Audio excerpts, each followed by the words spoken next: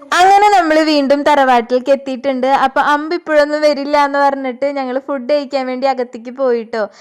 അങ്ങനെ ഫുഡൊക്കെ കഴിച്ചു കഴിഞ്ഞപ്പോഴത്തേനും കുട്ടീസ് ഓരോ കളികളിൽ ഏർപ്പെട്ടിട്ടുണ്ട്.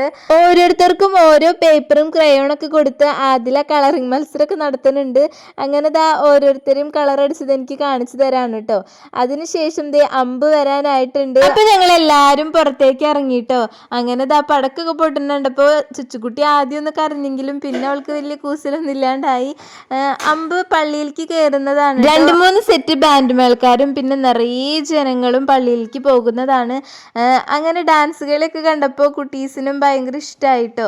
അതൊക്കെ പോയി കഴിഞ്ഞപ്പോഴത്തേനും കുട്ടീസ് പള്ളിയുടെ അവിടേക്ക് പോവാന്നും പറഞ്ഞ മേളം വെക്കലായി. അങ്ങനെ പതുക്കെ പതുക്കെ നമ്മള് കടയുടെ അവിടെ എത്തിയിട്ടുണ്ട് കേട്ടോ. കട കണ്ടപ്പോഴത്തേനും അതിലേക്ക് ഇടിച്ചു കയറിയിട്ടുണ്ട്.